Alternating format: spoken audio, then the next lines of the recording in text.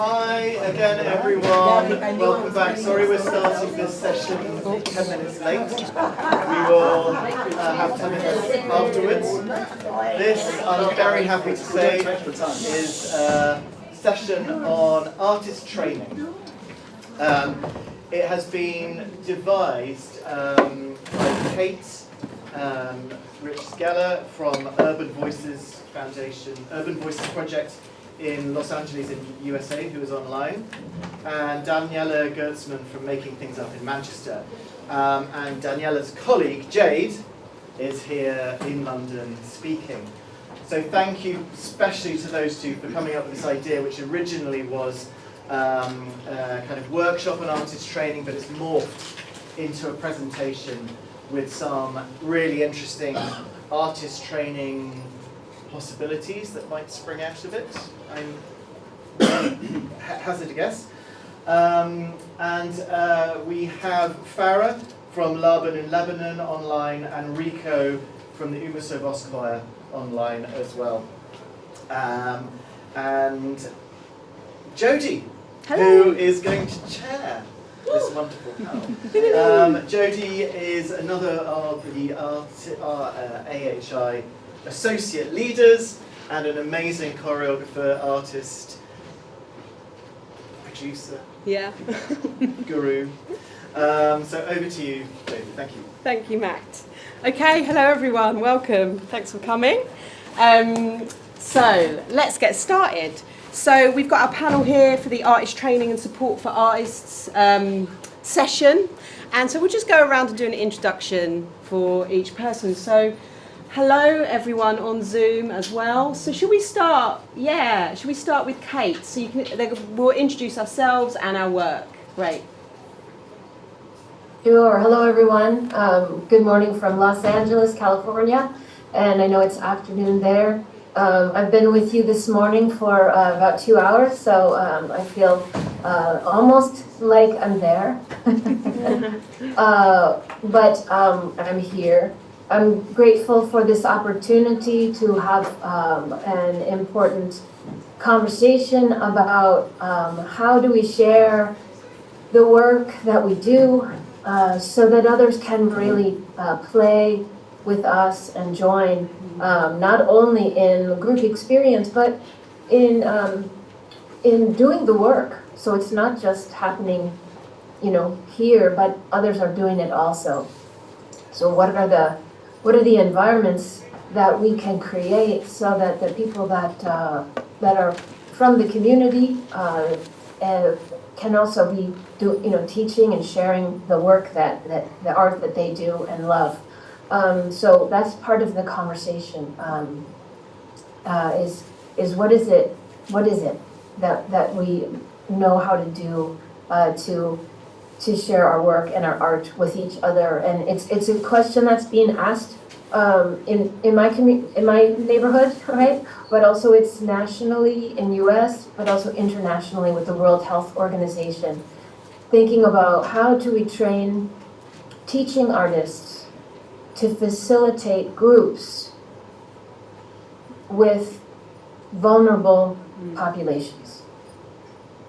So those are all really kind of big words that we can be talking about together. So that's what I wanted to introduce. Thanks. Great, thank you, Kate. Welcome, and we'll move on to Jade here, who's in the room with us. Hi, I'm Jade. I'm a facilitator for Making Things Up. I'm also a facilitations trainer, so I've trained a couple of people to work with Making Things Up as well. It's an all improv-based activity and workshop. So what I do is I bring improv on a 2-hour session to the participants of Coffee for Craig, which is a homeless charity in Manchester. We sort of use improv as a vehicle and a tool to help grow confidence, foster a sense of self-assurity, and try and build a safe space where everyone can feel creative and stop that sort of isolation feeling you can get, I suppose, when you are street homeless. It's been a wonderful exploration of finding out just how improv is received from people who wouldn't necessarily have thought improv was a tool to navigate their lives, but it's been amazing. I'm actually just also very, oh yeah, there I am. I'm actually just very happy to be here and learn from other people's experiences of homeless people and how to best navigate their sessions, but as well sort of give my ideas of what I think makes a good facilitator based on the successes that Making Things Up has had, which is vast and incredible, and I'm so proud of it. So thank you. Super, thank you, Jade. And yeah, and then we'll move on to Farah, who's over on Zoom. Hi, can you hear me well? Yeah. Yes. Yes. Perfect. So I'm Farah. I work with a theatre group. We initially started from improv, so I totally understand what Jade is talking about. Improv is a great tool for community building. It has all what it takes to bring people together as a tool in itself. And then we moved forward using all other kinds of applied theatre. We've been working for the past 17 years across Lebanon and the region. Our work is focused on social and political change, and in an area where politics aren't very healthy.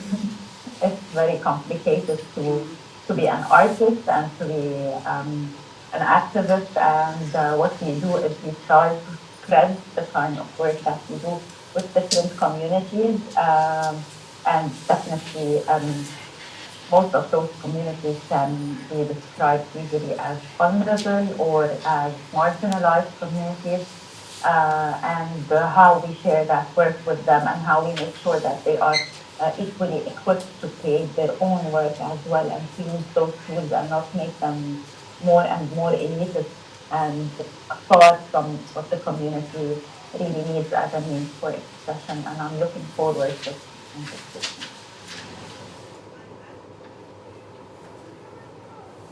Great, thank you, Farah.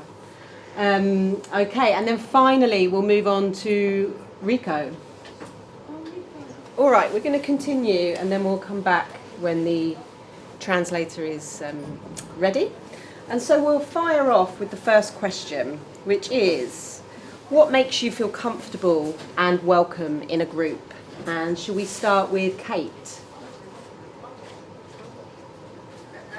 Thank you. I realize I didn't tell you actually where I work, so I'll use that as an intro to the answer to discussing the question. So I work with Urban Voices Project, which is a music program in the Skid Row neighborhood of Los Angeles, which is the largest homeless community in the United States. And so we have we connected a music school with the health clinic where people are receiving services, and we invite people into the clinic to make music. And once people are in the clinic and making music, then we can connect them with the services that are there. And we also work now in a public library, which has a lot of social services. And so the same thing, people come in to sing, and then we connect them with other services. So this has been 10 years doing this, and I think one of the key elements of what makes people feel comfortable is a warm, friendly, kind welcome, and a clear invitation that they can join. They can join. They are welcome here. This is a place for them to be. And there's also something about making music together that people we can look and right away see the person for who they are, for the artist in them, for the joy that the music brings, the connection, the human connection. So music is just so beautiful to when we do it in a way that makes people feel welcome. I think this is key: an invitation, kindness, and hopefully also warm space, comfortable space. Or maybe whatever the temperature is, if it's cold, then you want a warm space. If it's warm outside, then you want air conditioning. So these are the physical comfort and also the emotional welcome. Great, thank you, Kate. And yeah, what I was hearing there was like warmth, clarity, and the humanity that can emerge from that. So thanks. So let's move on to Farah.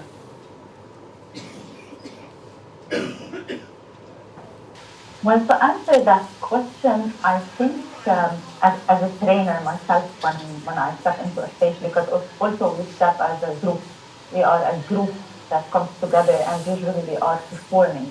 Sometimes we are holding training spaces, but the majority of the work happens under the shape of a playback theatre performance, where people share real life stories and watch them come to life immediately on stage with music and lighting if the space allows it. What makes us feel comfortable and welcome is actually something that is technically called context analysis, but it's not like as academic as it sounds. It's more understanding who the people we are working with are, where do they come from, what are the struggles they are facing at the moment, historically what has happened to them, and also because, like it's the amount of conflicts that are present in our context are overlapping to an extent that no homeless person is a homeless person just because of homelessness. It's migration, ethnic cleansing, occupation, wars, refugees moving from one place to another, people losing status so many times, because I know it's common everywhere. But the political aspects of all the homelessness that we face, or people who are in vulnerable positions, is really very layered, and we need to be aware of all of those details to actually be able to show empathy, to actually understand where is all of that coming from, the amount of trauma that we are dealing with, and also the resources, because even if we come with a little bit more of privilege, but we are also like last four that ended a few weeks ago and might start again on Sunday because the ceasefire is over on Sunday. During the war, my team members were displaced. Some of them had lost their houses, so they are now homeless. They were sleeping on the streets during the war while going actually to work with other people who are also displaced and homeless, sleeping in public gardens, for example. And the absurdity of the service provider being, not only with a lived experience, it's a lived experience that's happening at the same moment in parallel. So awareness is actually what makes you welcome, because it frees you, it sets you free from any kind of judgment that might be felt by other people, and puts you in a situation where you are welcomed and open, and people would open up to accept whatever you are offering and to engage in that process of creation. Great, thank you, Farah. So, yeah, creating a space to be with whatever is actually happening in daily life, and empathy in the face of that. Thank you. So, Rico's translator, Jan, is now here. So we're going to go back to Rico and his introduction. And just a request for everyone to just speak a bit more slowly, so to give the translator some time. Great. Posso?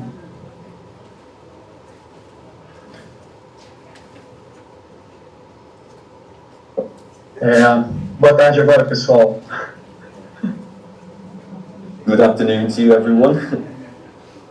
Então, no Faz Sentir Confortável e Bem-vindo a um Grupo, nós trabalhamos dentro de um museu, tem um fluxo muito grande de turistas e pessoas que vão visitar o museu. Então, existe também uma população em torno do museu, em situação de rua, que é convidada a participar da programação do museu. Então, o que nós fazemos a gente tenta trabalhar bem o acolhimento dessas pessoas, recebê-las do jeito que elas chegarem, e de uma forma horizontal, né? A gente se aproxima dessas pessoas, conversa antes de começar a atividade, e a gente orienta a pessoa a ficar à vontade naquele ambiente, né? Porque a gente tem ali um ensaio num lugar em que você tem muito movimento, muito barulho, e é aberto, né, o espaço em que nós fazemos o ensaio. Mas eu acho que, principalmente, é o acolhimento, né? A pessoa se sentir bem recebida logo no primeiro momento, as pessoas novas que vão até lá, e os que já são antigos, né? Então, fazer questão de cumprimentar todos muito bem, deixá-los à vontade na hora que eles chegam para o café. O almoço é só logo após, né? Que nós fazemos o ensaio de manhã. Então, a diversidade do grupo é muito grande. A gente tem imigrantes, população LGBT, idosos no nosso grupo. Então, a gente tenta ter sempre um momento de uma acolhida e um diálogo antes, para que possam todos se sentir bem à vontade de a gente começar os ensaios. Eu acho que é isso. Okay, so I'll translate the first part that Rico said in his introduction, and then I'll go on to his answer to the question. First of all, Rico introduced himself. He's the director of Uma Só Voz, a choir for homeless people based in the Museum of Tomorrow in Rio de Janeiro. The idea, as Matt was explaining in terms of the visit that Matt made to Rio and Pete Churchill, so the idea first emerged in November 2013, but the choirs started up in March 2016, and the idea was to include homeless people and show give them visibility and dignity through arts at the Cultural Olympiad, which was part of the Rio Olympics in 2016. At the time we had actually a number of choirs, 12 choirs, but now for various reasons, including the pandemic, that's been funneled down to the main choir, one single choir at the museum, as we've said, and it's the longest running project in the museum. Around 2,500 people have also participated in Uma Só Voz since it started in 2016. As well as music, we offer poetry, movement and other activities. And in terms of how to make people feel comfortable, what makes us feel comfortable in the space, so obviously the museum has a lot of people who come through its doors, from tourists, whether they're international or national ones, and we try and welcome them in the best way possible. They're invited to come as they are, and they will be accepted as they are. We try and maintain a horizontal relationship with them. And we talk to them before we start the rehearsal, because actually the rehearsal in the museum, the space is quite noisy, there's lots of people, it can be a little bit overwhelming. So we want to get to know them first before they start the rehearsals, and we also encourage our older participants to talk to the new members, to make them feel welcome, because we have a very diverse range of people in our choir, from migrants to LGBTQI people and also elderly people. So we try to treat them all in the same way, in the way they turn up, the way that they show up to our rehearsals. Great. Thank you, Rico. Thank you, Jan. I really love that idea of that pre-meeting before you actually get into the space to, get to know people and calm some nerves, perhaps. So we'll move on to the next question now, and we'll start with Jade. Yeah. And that is, does a facilitator need certain skills and attributes, and what are they? I think it's sort of, to answer the first question as well, but to link it with this, comfortability, a sort of essence about you and a vibe about you that says, nothing will shock me.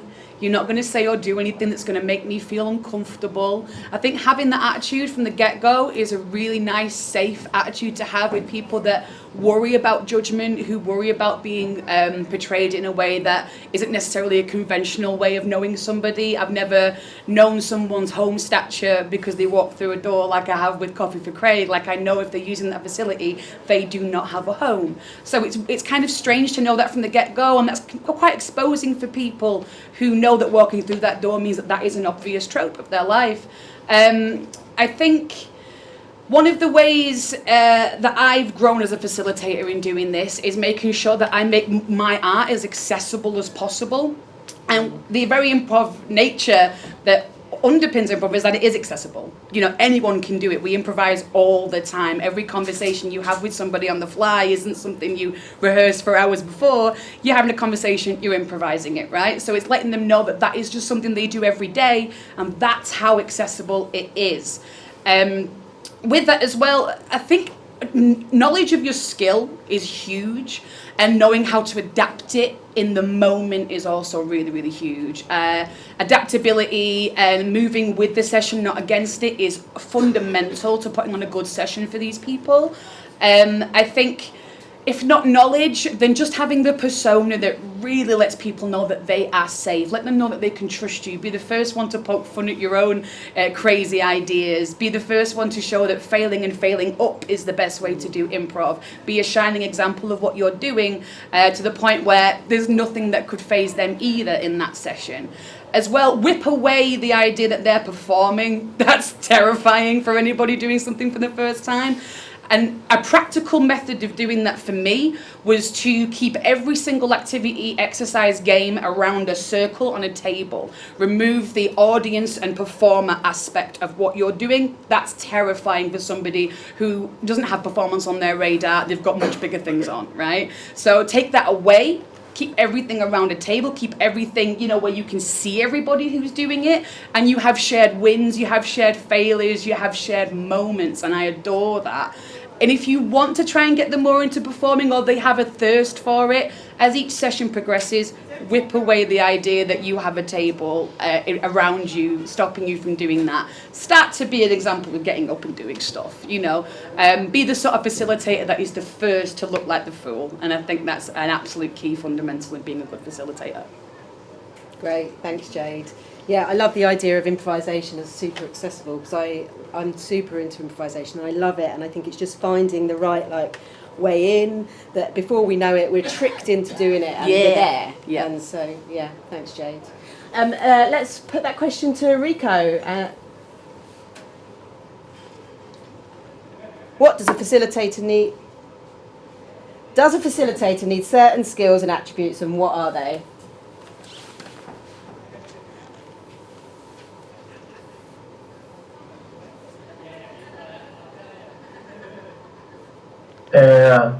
Então, eu acho que a primeira é ser carismático e ter bastante empatia com aquela situação, porque muita gente no nosso grupo, por exemplo, nós tínhamos pessoas surdas no grupo, ou fanhos, com muita dificuldade também para cantar, e aí com o tempo aqui numa só voz, fui percebendo que isso era uma coisa muito importante, né?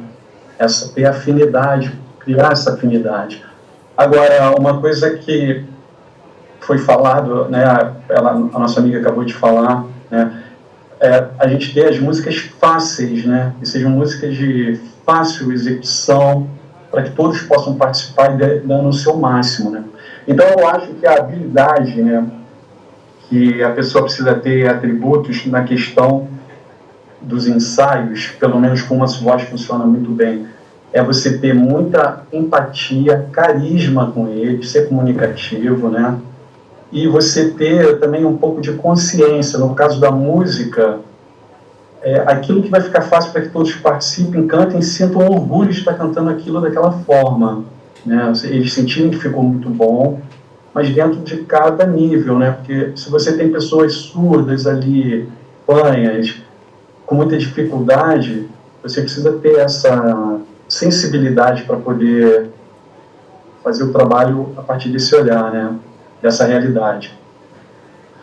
Okay, so I think that the main characteristics or attributes that a facilitator needs is to be charismatic, also to be empathetic, to have empathy for the people who are in your group and realize that obviously they all have, and also to create rapport with them, to have an affinity with them, because within the group there'll be people of all different levels. For example, we've had deaf people take part in Almost a Voice, and people who have difficulty speaking as well, who have problems with their breathing, with their speaking. So it's important to include them as well, and one way that we do that is we make sure that the songs that we choose for our repertoire are accessible, easy songs to sing for everybody. It's a little bit like Jade was saying about how to get people into improvisation. You need to sort of help smooth the way for them, as it were. So I would say that it's those qualities really that we need: empathy, charisma, create rapport, and to be aware of all the different levels in the group, and encourage people as well, and congratulate them on, because you see how proud and happy they are when they take part, and so we want to encourage that as much as possible. Great, thanks Rico. Yes, and then finally we'll pose this question to Kate. Thank you. I'll say one skill is an improv tool, which is yes and it's something I want to say to Farah and Rico and Jade. Yes and all of what you said. I'm thinking about compassion with boundaries.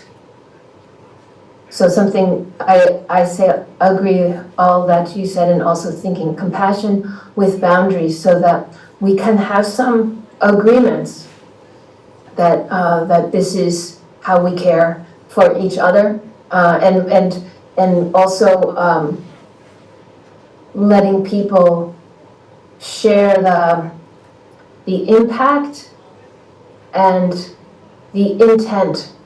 In our groups, many times someone will do or say something that is hurtful to someone else. And the intention was not to hurt. And as a facilitator, I'm finding a way to create a space where we understand in relationships, sometimes we will say something or do something that has an impact that is different from what we meant, but still there is room for both that to be equally important. And this opens up some space for difficult, big emotions, and for us, music is sometimes better than words. Let me say art is better than just words for helping us to handle the big emotions. And I also want to say something that Farah is mentioning about trauma, and all of us are creating spaces for people who have experienced some trauma. And so how do we use our art? How do we make it easy for people to participate in the art making, so that we can be present, we can be in this body at this moment with these people, and what do we know about that we can move from a place of understanding trauma and how we respond to it, and move into a place of curiosity. So that's what I wanted to say about that. It's listening for understanding. It's grounding in the moment, in the body. And then how does the art itself help us to move forward together? Great, thank you, Kate. As I listen to everyone speak, it just makes me think about what a privilege it is actually to kind of co-create these delicate spaces that's required to kind of like step into, improvising, being creative, I guess, and being able to learn as one does as a facilitator as well. So thanks, everyone. We'll move on to the next question now, which I'll pose to Farah first, and that is, when was a time you felt really connected to others while making art together? What do you need to recreate that? But for me personally, I feel connected to people when I'm working and making art with people like every single time. I think the moment I start feeling that this is an automated process or something that's not embedded in connection and passion, like every second of it, maybe I will stop doing it. So connection is always there. Some of the stories that I keep really close to my heart are the stories of Syrian refugee women, because again, in this region, it always feels that maybe if those colonizers had like a handshake, it would have been me. Just one small slide cutting into that map, deciding what Syria, what Palestine, what is Jordan, what is Lebanon, it could have been me. I would have been on that territory, from a village on the southern borders of Lebanon. And up until today, it's the ceasefire, but I can't go back to my village because it's still under occupation. And it's been under occupation for years. So this connection with those women who are mothers, who had privilege at one moment, had houses, and then are now in the abyss, no one can tell what's coming next for them. I always feel that this child can be my child who is now attending a very prestigious school, but he can be that child the next day. So this feeling is, I know it's based in misery, but I don't feel that it's misery because I feel that the resilience that I feel, the pride that I feel, and I say that the communities that I feel that it could have been me or my children or anything like that are much more powerful, and I think you find the power when you need it, and how people, just like in any creative process where you are in the unknown, you suddenly find that you have those skills in you, that this body can actually move much more than you can expect, and that your voice can be even louder, and that your ideas and creativity are limited. So you find that power when you need it. When you don't need it, you don't think that you have it. So these are the moments of connection that I always feel. I'm always very happy to see people growing and moving forward, finding new paths, even if that means that we will not be in connection, because this kind of work you always, it's like a transition for so many people. It's like the transformation, you're holding that transformation for them, and then they go. So you have to celebrate them growing out of a certain reality that you were holding, but then also accepting that nothing is going to be that way forever, and that's your main objective. You are there to provide better options, to let them discover that power within them and to use it. So yeah, so to recreate that, I just need to be myself wherever I go, to be honest, to know that I am constantly training and working on my set of skills and on my skills, on my knowledge, and also that I am taking care of myself and offering myself and my team the space to actually unbuckle, express, to meet, to feel into that creativity before going into the community and offering the space for other people who need to have it. So. Thank you, Farah. What I heard was kind of stepping into the unknown and the transformation that can happen by feeling our power through that, feeling the power we have in our voice and our body. Yeah, thank you. And so we'll move on to Jade with that next question. So the question is, when did I feel less connected, and how do I recreate it? When was a time you felt really connected to others while making art, and what do you need to recreate that? Can I give you a slightly anarchist answer to this? Yeah, go for it. I don't believe whether or not I feel connected in the moment with these sessions is as important as everybody else. I already connect to the art. I'm there, I've got my stall out, I'm peddling my wares, I already connect to it. I've been doing it long enough now to know how it affects me. I'm so much more interested in a sense of passive connection, watching other people do the thing I love. You know, when you're sort of watching a film and you love the film, but someone brand new is watching it, and you're watching the film, but you're also like watching their face to make sure they're having a good time. That's how I feel about what I'm giving people when I give them improv as a tool to navigate life. And that's what I get a lot when I watch these guys. When they connect through it, I'm so massively fulfilled because all the connections that I can get from it, I get all the time. I perform it as well. You know, I do all kinds of things to stay connected with my art form. It's living vicariously through brand new eyes that makes me feel so energized in doing it. And if I connect too hard to how I'm connecting in the moment, I'll lose the magic, right? You can't think about it too hard or you'll lose the magic.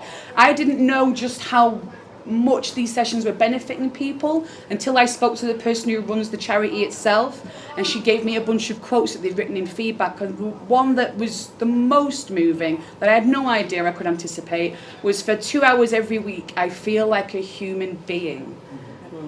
That, if I achieved nothing else in my life, I made someone feel like that when I had no idea those were the goalposts. You don't feel like a human being. Wow. That it kind of hurt me to know that that was something I'd helped and benefited, but that someone felt like that in the first place. And if I engage with that too hard, I don't want to do this too much because I've got loads more work to do. You know, I'm not done. If I can help somebody else in another way, in a similar capacity or even more, great. If I engage with that feeling too much, then I'm not really benefiting the people who are taking the improv from me. So that's my answer on that. Great, thank you so much, Jade. We're going to move on to the next question, and this will be for Rico first off. What support do artists need in the arts and homelessness sector?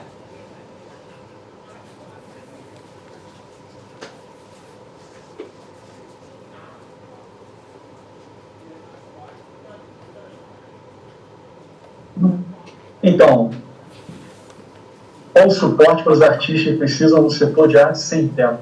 Eu acho que primeiro a gente precisa de um apoio que você possa dar certa dignidade para eles, né? No nosso caso, a gente precisa de um espaço com dignidade, a gente precisa da alimentação para as pessoas, então a gente precisa de recursos, né?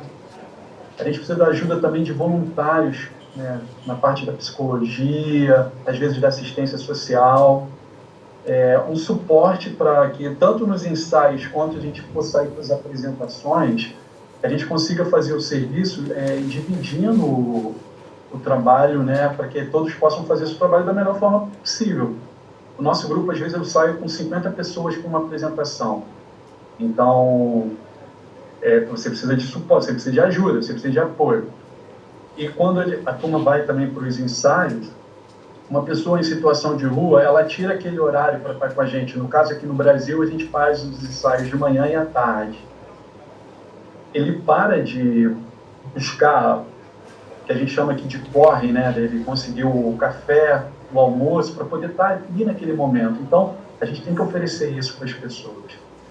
Então, eu acho basicamente que a gente precisa desse suporte logístico e a gente precisa também do apoio das instituições, dos lugares, para que possam abrir espaço para a gente dar oportunidade para essas pessoas apresentarem a arte delas, poderem se manifestar, falar, né, ter pessoas para que possam escutá-los, né, que é o caso do Uma Só Voz, quando eles constroem os textos, as poesias, enfim. Então, eu acho que é isso.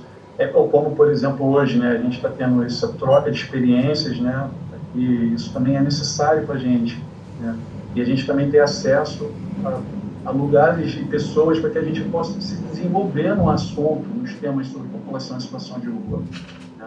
Aqui no Rio de Janeiro, por exemplo, está um calor insuportável. A gente está tendo aqui a sensação térmica de 48 graus.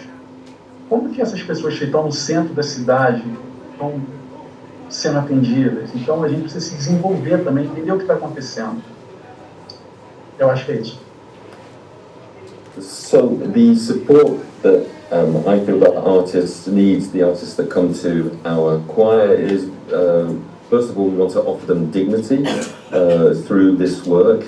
and visibility, but we also need to offer them, in our case, some logistical things like food, because when they come to our choir, they are taking that time out of their day where they might be sort of looking to find breakfast or lunch or something to eat, and so in order to sort of honour the fact that they've chosen to come to the choir, we need to offer them that food and refreshments, so that so they don't need to sort of spend their time that day looking for them.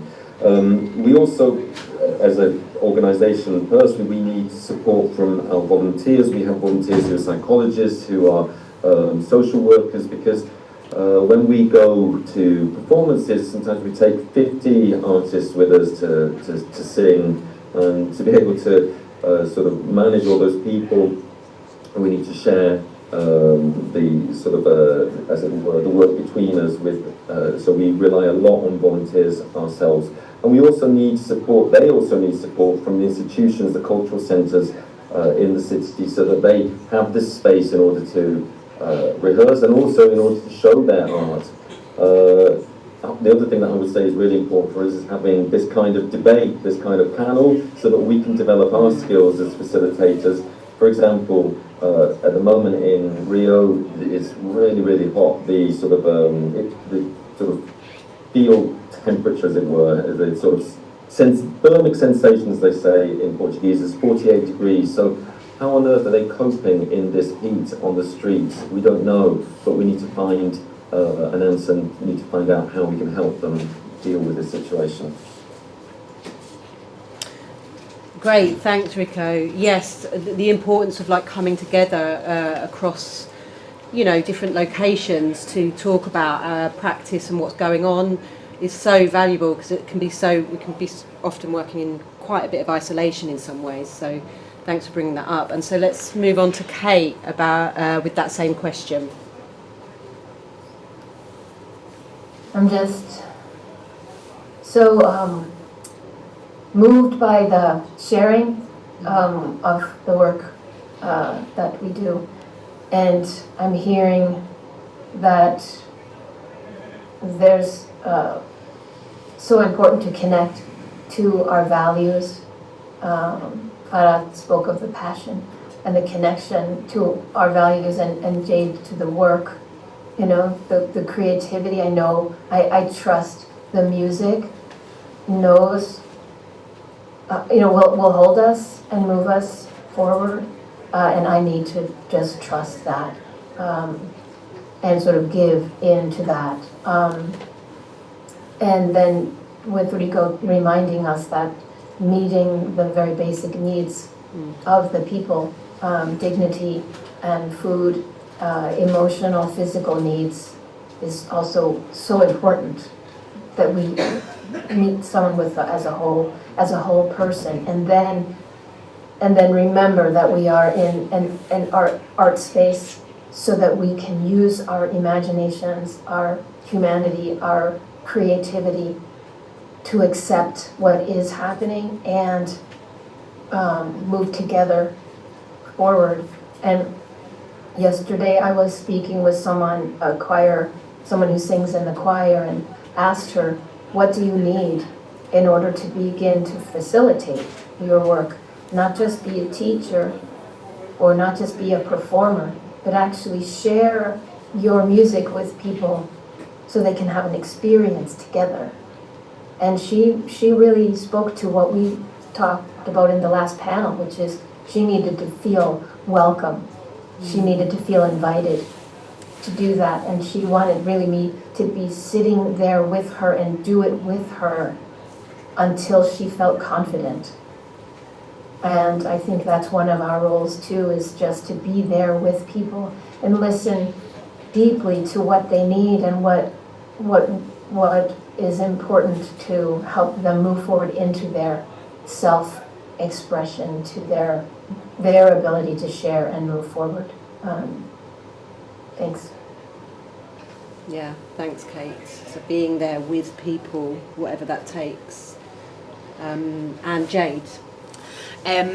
So repeat the question back Yeah, to me again. no So probs. I absolutely adored Kate's answer there, and it's really, really nice to hear from everybody in different locations just what some of the catalysts are as well. I remember Farah said some of the catalysts for homelessness there are very different to the ones I've experienced, and just finding it so absolutely interesting to hear from everybody and their perceptions and their skills and what they think makes a great facilitator. Yeah, so what support do artists need in the arts and homelessness sector? Just general support, really. I think in a greater sense, do you mean from like funding aspects or, you know, outsider supports? I just think an understanding and a knowledge of just how important this work is. Unfortunately, the arts across the board in all kinds of areas, and I'm sure all kinds of countries, isn't as valued as it should be. You know, the art is often associated with never making any money or doing it for the love of it and not for the financial value, which is in some instances very true. But it's not, if it's all about financial value, then what are you doing it for? You can't take that with you. What it has to be about more so is about valuing yourself and all of the things mentioned here in every answer, the dignity that performing an art or being part of an arts group can provide for you, the respect that you feel from others who value what you're contributing to it. All of those areas and all of those ideas, I won't bore you too much with the answer on this one because I know we've got more to get through, but everything everyone said, but as well outsider support and acknowledgement that this is a very, very important way of connecting people, particularly at this level. Yeah, value of the arts and creativity. Thanks, Jade. Okay, so we're going to open it out now. We've got 5 or 10 minutes, I guess, for questions. So if there's any questions in the room, we can pose them to the whole group or to individuals. Yeah, let me know. Let's go for it. Oh, bear with us 2 seconds.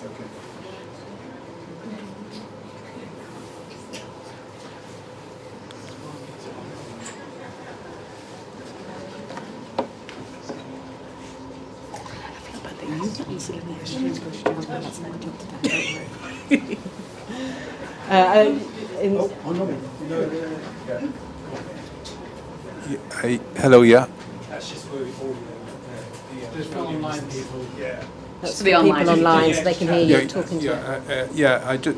The question I have is, in order to become the journey to become a facilitator, what's the best way to start, take the first steps along that journey, as in aiding yourself to become, a good facilitator when you're just really starting from the first step in a long journey? Did everyone hear that? Good? Yeah? Yeah. Oh, should we say it again?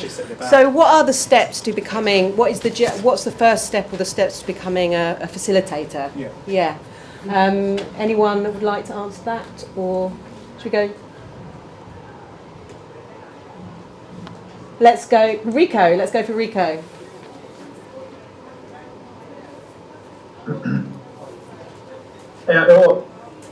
Eu acho que essa pergunta é muito boa. Eu acho que a gente tem que fazer o máximo com o mínimo que a gente tiver, né? E sempre falam para eu não falar o que eu vou falar agora, mas eu não sei nada de música, né? Eu não sei nada de música, eu nunca estudei música, não sei de partitura, não sei dividir voz, sabe?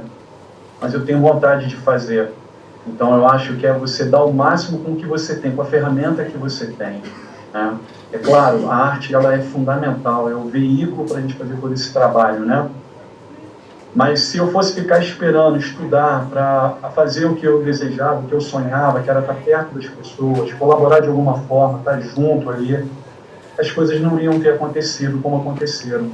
Muita coisa aconteceu e eu acho que é isso, é você ter vontade de fazer, vontade de entender esse assunto, a vulnerabilidade das pessoas, querer estar junto ali, compartilhar, sabe? Compartilhar experiência, compartilhar afeto.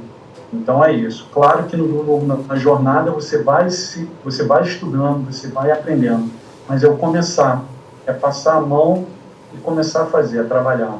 Eu acho que é isso. Comigo funcionou muito. Eu fui até aí na Inglaterra conhecer vocês, ver o trabalho aí, porque eu nunca tive medo de fazer. E eu sou a pessoa mais feliz do mundo. porque é um trabalho que te preenche, é um trabalho com o ser humano, sabe? Então, eu acho que é isso. So I think it's a really good question, and I think the short answer would be we need to make the most of what we have. I always say this, I know absolutely nothing about music. I can't read music scores. I don't know how to sort of like do different harmonies and different voices. And if I had waited, these are things that I want to learn and I am learning, but if I'd waited and thought, oh, I need to learn all about that before, then I would have never have got going on this journey. I think most of all you need to have the desire to do this work. You need to understand its importance, the desire to connect with people, understand their vulnerabilities, share experiences with them, share affection, and then along the way you will learn all these, I'm not doing down these other skills, along the way you will learn these skills. I had the privilege of being able to learn with other groups in England, see the work that you do there. And I think one advantage I've had is that I've never been afraid of this work, never been afraid to be a facilitator. So I think the first step is that desire, and then you'll acquire things along the way. Super, thank you, Rico. Yeah, go ahead, Kate. Thank you, Rico, for that answer. Learning by doing is also one of the ways that I think about it for myself in terms of learning my art, knowing what I know, knowing what I don't know in terms of the music. But also, this question reminded me of a moment where I was in a workshop, in an experience as a participant. And I started to watch the facilitator and see where is she looking? What is she hearing? And the curiosity for me began of how do you know? How do you learn? How do you listen? How can you read a room? How can you hold a space? And that was the beginning. That was the seed of me being just a student to beginning to open my heart to how can I also share this with others? How can I become a facilitator? So I think there's that moment of a step of just beginning to watch what's happening in a room when we're making art. Great, thank you, Kate. I think we've got time for one more question from online on the Zoom. So Becky online has said, can someone talk us through a moment when they got stuck as a facilitator, either live in the moment or as part of a group, and how they got through it? Good question. Great question. Who would like to answer that question? Go for it, Jade. There was one session that I was running where and there's an open door policy at the venue that I use, so you can step into the session at any time, whenever you please, and then just take part if you want to. So that open door policy means that you can be in the middle of an exercise or a game and there's a tiny bit of disruption with it, which is fine. Move with it, not against it.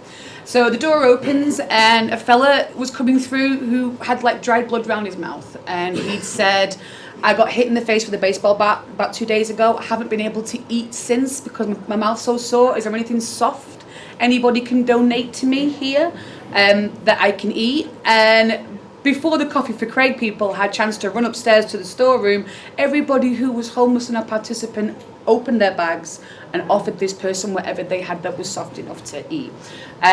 How did I navigate that? I incorporated it. This person then became part of the session. They got to sit and watch, enjoy it. By the time that they'd eaten something and felt a little better, they were laughing along with it. Incorporation is key. Don't gloss something. Don't make it look as though that a situation that you were in was too hard to deal with. That's only going to make people feel as though their trusting you is thinly veiled.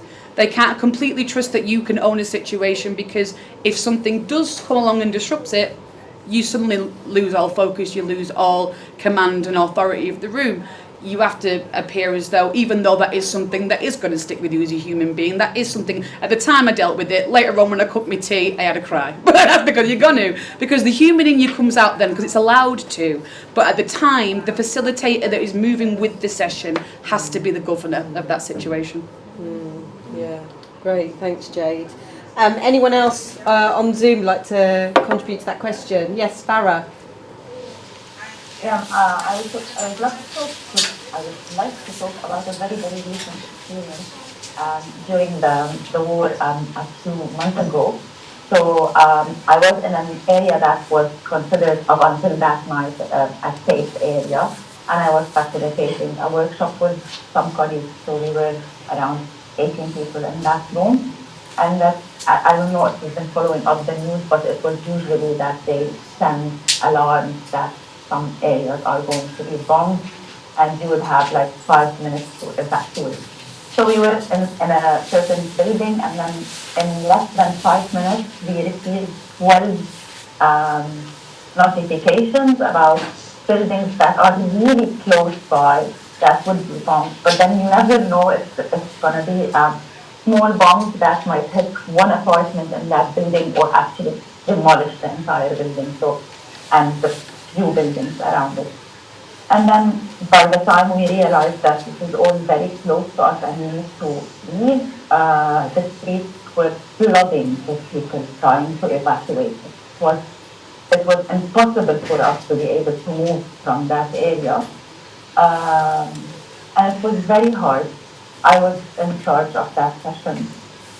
And I felt if we have like a few minutes left to live, let's not watch the news and watch ourselves being killed.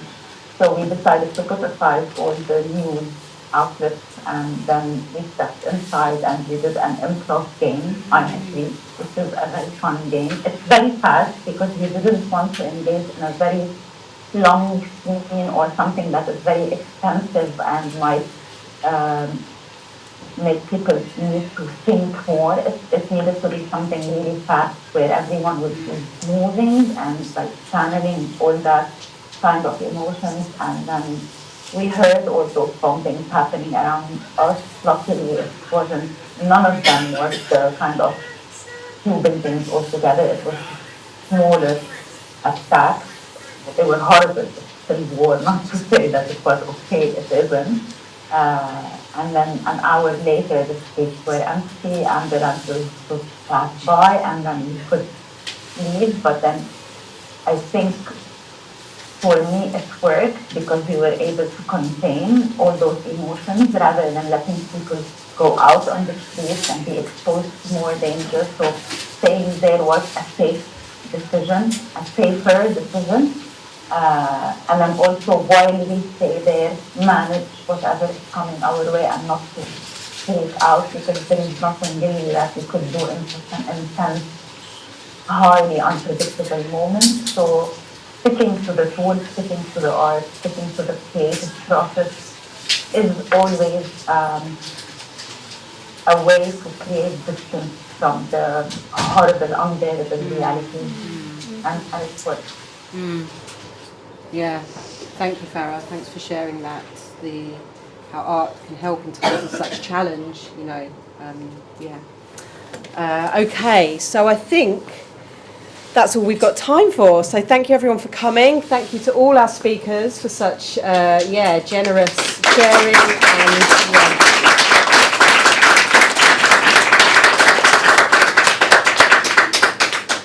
Thank you so much, Jodie, for chairing this, and Jade, and Farah, and Kate, and Rico, and Jan, our translators. It's amazing to see you all. I've been in touch with you a bit recently, Farah. I'm so good to see your face and that you're safe, and I know you can't go home yet, so it's just wonderful to see you, and our hearts are with you. And also with all the fires that have been happening, Kate, we hope that you're safe too. Our heart goes to you, to all of you. It's incredible. We have this like phrase that if you put magical people together, magic happens, and we're separated by thousands of miles, but we have, it feels like very much the same fizzy blood going through our veins. So it is wonderful to see you, querido Irmão, and see you soon. Thank you so much.